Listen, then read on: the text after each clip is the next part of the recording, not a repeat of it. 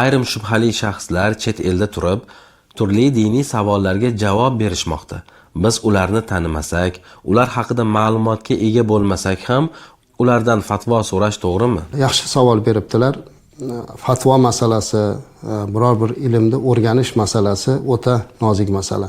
Lekin shar'iy qonun qoida shuki, fatvoni, masalani ilmni bilgan, ko'rgan, tanigan odamdan olinadi. Hammadan ham olinmaydi. Ayniqsa hozirgi savolda berilgandek, internetlarda ko'radigan bo'lsak, juda ko'pchiligi o'zi ko'rinmaydi. O'sha savol javob qilayotgan yoki ma'viza qilayotgan odamda o'zi ko'rinmaydi. Qandaydir bir surat qo'yib qo'yadi. U surat ham o'sha shaxsnikimi yoki yo'qmi, buni ham bilmaymiz. Endi hozir hamma bilib turibdi, sun'iy intellekt degan narsa kuchayib ketgan, balkim kimdir ovozini chiqarib qo'yyapti. Buni ham bilmaymiz. Hozir ayni bizni o'zimizni ovozimizda qilib ham chiqarib qo'yishligi mumkin. Kerak bo'lsa, ko'rinishni ham qilib beryapti.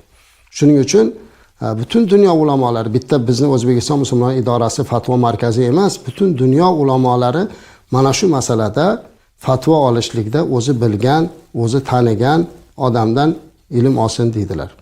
Imom Malik rahmatullohi alayhi aytgan ekanlarki, "Men Madina-i Munawvarada Masjidun Nabaviyda ustunga suyanib turib ma'viza qilayotgan 70 ta odamni ko'rdim, lekin birortasidan fatvo olmadim, ilm olmadim" degan ekanlar. Chunki ular tanimaydi. U mazhabi boshqa bo'lishi mumkin.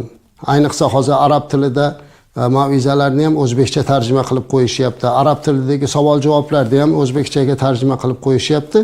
Uni aytayotgan odam umuman bizning Hanafiy mazhabida to'g'ri kelmaydi.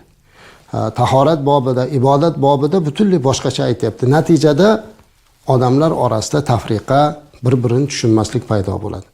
Hozir alhamdulillah bizni O'zbekiston musulmonlar idorasida fatvo markazi bor. Mana hozirgidek onlayn savol-javoblar qilyapmiz. Bemalol savol bersalar bo'ladi va biz har bir berayotgan savollarimizga hujjatimiz, dalilimiz bilan javob berib boryapmiz.